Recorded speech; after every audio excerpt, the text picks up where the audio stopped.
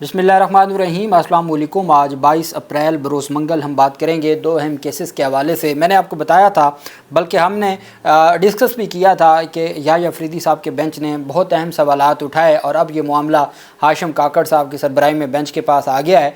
आज की जब समाअत का हवाल मैं आपको बताऊंगा और जो आज अदालत की जानिब से मामलात को आगे बढ़ाया गया, तो आप ख़ुद ये बात कहेंगे कि याह्या अफरीदी साहब के बेंच ने तो कुछ किया ही नहीं था। जो आज जो मुअज़्ज़ज़ बेंच है उसकी जानिब से जो ना सिर्फ उन्होंने जो अहकामात दिए हैं, बल्कि उन्होंने जो पूरा केस है, प्रोसिक्यूशन का केस। अच्छा, दो चीज़ों को कभी हमने मिक्स नहीं करना। एक है 9 मई का इंसिडेंट। अब 9 मई के इंसिडेंट में दो आरा हैं, एक हुकूमती आरा है और एक पाकिस्तान तहरीक इंसाफ की आरा है, जिसके लिए इमरान खान ने जुडिशल कमीशन का कहा कि इंक्वायरी होनी चाहिए। इंसिडेंट हुआ, अब ये किसने किया, ये दो मौक़िफ़ हैं। हकीकत प्रोसिक्यूशन केस में नज़र आती है, जब तक CCTV फुटेज सामने नहीं आएगी नहीं पता चल सकता कि यह सारा कुछ किसने किया। और प्रोसिक्यूशन क्यों CCTV फुटेज छुपा रही है, इससे पाकिस्तान तहरीक इंसाफ का जो दावा है वो मजबूत होता है। अब कुछ चीज़ें हैं कि जो जब तक जुडिशल कमीशन या जुडिशल इंक्वायरी नहीं होगी तो चीज़ें सामने नहीं आ सकती। ये तो इंसिडेंट के हवाले से। हम जब बात करते हैं सरकार के केस की, तो हम बात करते हैं प्रोसिक्यूशन के मौजूदा केस की, फ़ाइल की, कागज़ों की बात करते हैं। हमारी जो बहस होती है वो कागज़ों के ऊपर होती है। आज भी मैं जस्टिस सरदार इजाज़ इसहाक़ खान साहब की अदालत में मौजूद था, जस्टिस खालिद इसहाक़ साहब। सरदार इजाज़ इसहाक़ जो हैं वो इस्लामाबाद हाई कोर्ट के मुअज़्ज़ज़ जज हैं और खालिद इसहाक़ साहब एडिशनल जज हैं लाहौर हाई कोर्ट के, जो साबिक़ एडवोकेट जनरल पंजाब भी हैं। बहुत माजरत, जस्टिस खालिद इसहाक़ साहब, उनकी अदालत में मौजूद था। हमारा एक केस था, तो जज साहब ने बड़ी अहम बात की केस की समाअत के दौरान। तो उन्होंने कहा, जो वकील साहब थे उन्होंने ये बात की कि जनाबे वाला हमारा केस ये है, हमारे उन्होंने जज साहब ने कहा कागज़ किधर हैं, आपका केस अदालत ने तो कागज़ देखने हैं, किसी डॉक्यूमेंट से तो अपनी बात साबित करें ना। आपकी ज़ुबानी बातें भले दुरुस्त होंगी, मैं मान भी लूँ, लेकिन मेरा मानना क्या करेगा जब तक मैं कोई डॉक्यूमेंट नहीं होगा, कागज़ नहीं होगा जिसकी बुनियाद पर मैं ये सारा कुछ करूँ। हमने देखना है कागज़ क्या हैं इस वक्त प्रोसिक्यूशन केस में, कागज़ क्या कहते हैं। वो आज जो बेंच है, दो केसेस थे। शेख रशीद की बरीयत की दरख्वास्त थी 9 मई के GHQ केस में, और सनम जावेद को अदालत ने डिस्चार्ज किया था मुकदमे से। सनम जावेद का केस इंतहाई दिलचस्प है। 9 मई का GHQ केस का जो शेख रशीद का केस है वो बरीयत का है। वो इस वजह से अहम है कि वो वही सेम केस इमरान खान का है और अदालत ने आज उसके ऊपर कॉग्निजेंस ले ली है। लेकिन सनम जावेद का जो केस है, पहले मैं उसके ऊपर बात करूंगा। अदालत ने ये कहा कि 1 साल के बाद एक खातून को क्यों गिरफ़्तार करने का आपको सूझी, आपको ऐसा क्या महसूस हुआ कि जी 1 साल के बाद आपने उनको गिरफ़्तार करना चाहा। हुआ ये था, सनम जावेद गिरफ़्तार हुई। आपने देखा वो वीडियोस भी मौजूद हैं जिसमें तैयबा राज और सनम जावेद को 9 मई के दिन गिरफ़्तार किया जाता है। उसके बाद उनको सबसे पहले 3 MPO में नज़रबंद किया। 3 MPO में जब नज़रबंद किया डॉक्टर यास्मीन राशिद वगैरह को, चूँकि अभी तक FIR दर्ज नहीं हुई थी। FIR दर्ज हुई 10 मई को। जब FIR दर्ज हुई तो 9 मई को ही रिट पिटिशंस फाइल हो गई। रिट पिटिशंस पर अदालत ने वो उनको रिहा करने का हुक्म दे दिया। रिहाई का हुक्म दिया तो जेल के बाहर से उनको दोबारा, वहाँ से 10 मई के बाद से गिरफ़्तारियाँ, दोबारा गिरफ़्तारी का सिलसिला शुरू हुआ और उनको 9 मई के मुकदमात में बाकायदा तौर पर गिरफ़्तार कर लिया गया। फिर उसके बाद उनकी ज़मानतें दहशतगर्दी अदालत से खारिज होती थी, हाई कोर्ट तक जाती थी। फिर प्रोसिक्यूशन नए ऑफेंस ऐड कर देती थी और फिर जिस्मानी रिमांड लेने आ जाती थी और लाहौर हाई कोर्ट में दायर ज़मानतें जो है वो गैर मौसर हो जाती थी और फिर नीचे रिमांड का सिलसिला शुरू होता था। फिर दोबारा ज़मानत बाद अज़ गिरफ़्तारी, फिर हाई कोर्ट।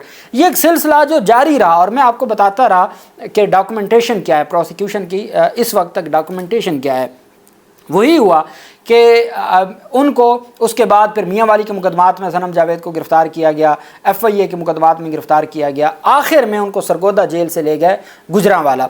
गुजरांवाला में दहशतगर्दी के मुकदमा में तकरीबन 1 साल के बाद उनको नामज़द किया। नामज़दगी के बाद जो खातून जज साहिबा थी उन्होंने उनका रिमांड दे दिया। उस रिमांड को चैलेंज किया, तो रिमांड को जब चैलेंज किया तो 2 दरख्वास्तें थीं सनम जावेद के वकला की जानिब से। एक तो रिमांड का लदम करार दिलवाने की थी और एक उस जो उनकी नामज़दगी है और FIR है उसमें से डिस्चार्ज की मांगी गई थी। ये किसकी जानिब से? ये सनम जावेद की जानिब से।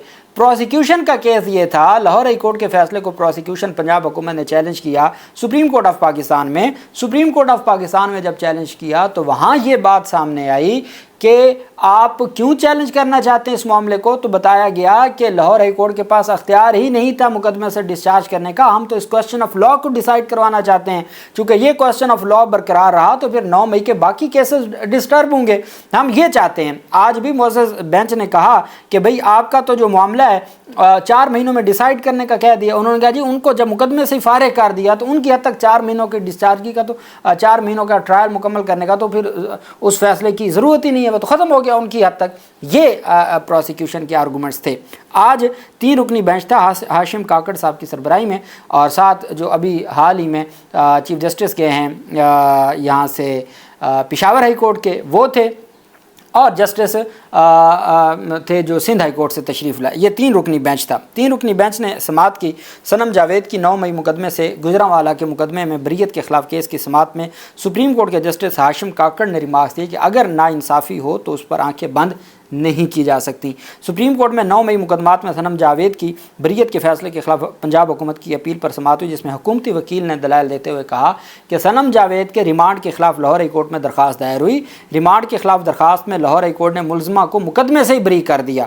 جسٹس ہاشم کاکڑ نے ریمارک دیے کہ ان کیسز میں تو عدالت سے ہدایات جاری ہو چکی ہیں کہ 4 ماہ میں فیصلہ کیا جائے، اب آپ یہ مقدمہ کیوں چلانا چاہتے ہیں؟ جس پر وکیل نے جواب دیا کہ ہائی کورٹ نے اپنے اختیارات سے بڑھ کر فیصلہ دیا اور ملزمہ کو بری کیا۔ ہائی کورٹ کے پاس سو موٹو کا اختیار ہی نہیں تھا، انہوں نے اپنے اختیارات سے بڑھ کے، اپنے اختیارات سے ہٹ کے ان کو بری کیا ہے۔ اس وجہ سے جو ہائی کورٹ کا فیصلہ وہ سسٹینیبل نہیں ہے۔ جسٹس ہاشم کاکڑ نے کہا کہ میرے اس حوالے سے فیصلہ موجود ہے کہ ہائی کورٹ کے پاس تمام اختیارات ہوتے ہیں، اگر ہائی کورٹ کو کوئی خط بھی ملے کہ ناانصافی ہو رہی ہے تو وہ اختیارات استعمال کر سکتی ہے، اگر ناانصافی ہو تو اس پر آنکھیں بند نہیں کی جا سکتی۔ وکیل پنجاب حکومت نے کہا کہ ہائی کورٹ سو موٹو اختیار کا استعمال نہیں کر سکتی۔ جسٹس صلاح الدین نے ریمارکس دیے کہ کرمنل ریویژن میں ہائی کورٹ کے پاس تو سو موٹو کے اختیارات بھی موجود ہیں، چونکہ یہ فوجداری نگرانی تھی کہ کرمنل ریویژن تھی، اس میں سو موٹو اختیارات بھی ہیں ہائی کورٹ کے پاس کرمنل کے۔ جسٹس صنم جاوید کے وکیل نے بتایا کہ ہم نے ہائی کورٹ میں ریمانڈ کے ساتھ ساتھ بریت کی بھی درخواست دائر کی تھی، کوئی سو موٹو اختیار نہیں استعمال کیا گیا، ہماری درخواست پہ فیصلہ آیا ہے۔ جسٹس اشتیاق ابراہیم نے استفسار کیا، یہ 3 رکنی بینچ ہے، ہاشم کاکڑ، اشتیاق ابراہیم اور صلاح الدین۔ تو اشتیاق ابراہیم نے استفسار کیا کہ آپ کو 1 سال بعد یاد آیا کہ ملزمہ نے جرم کیا ہے اور 1 سال بعد آپ نے ان کو نامزد کیا ہے؟ جسٹس ہاشم کاکڑ نے کہا کہ شریک ملزم کے اعترافی بیان کی قانونی حیثیت کیا ہوتی ہے آپ کو بھی معلوم ہے۔ 9 مئی کے کیسز میں عمران خان کو GHQ اور راولپنڈی کے مقدمات میں شریک ملزمان کے بیانات کی روشنی میں نامزد کیا گیا، اس کے اوپر ہاشم کاکڑ کہہ رہے ہیں کہ شریک ملزم کے اعترافی بیان کی قانونی حیثیت کیا ہوتی ہے آپ کو بھی معلوم ہے۔ اس کیس میں جو کچھ ہے بس کچھ نہ ہی بولیں تو ٹھیک ہے، ہم کچھ نہ ہی بولیں تو ٹھیک ہے، یہ وہ کہہ رہے ہیں کہ اس کیس میں جو کچھ ہے بس ہم کچھ نہ ہی بولیں تو ٹھیک ہے۔ جسٹس ہاشم کاکڑ نے کہا کہ ہائی کورٹ کا جج اپنے فیصلے میں بہت آگے چلا گیا، لاہور ہائی کورٹ کے جج نے غصے میں فیصلہ دیا، لیکن حقیقت یہ ہے کہ ہائی کورٹ کے جج کے پاس اختیارات ہیں۔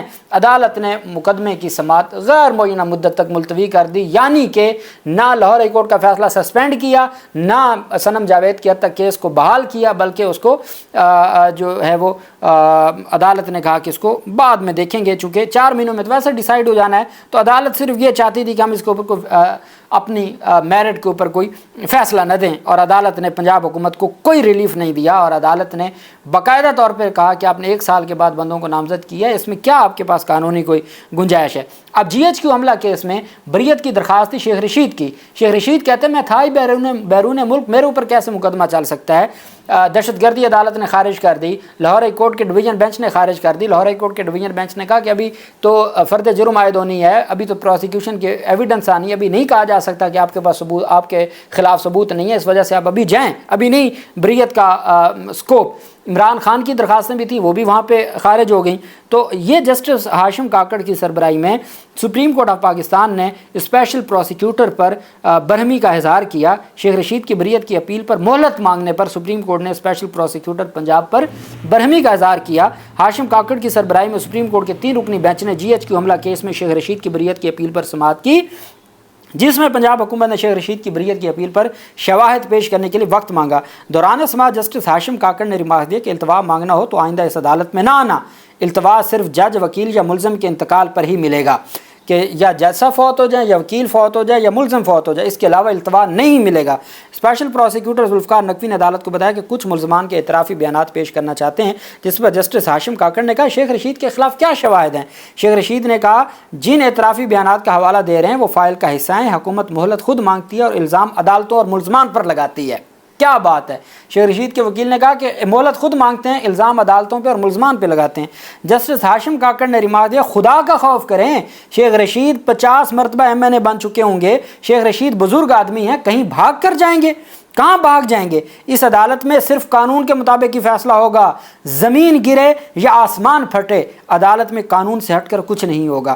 اس موقع پر شیخ رشید کے وکیل سردار رازق نے سماعت اسی ہفتے مقرر کرنے کی استدعا کی۔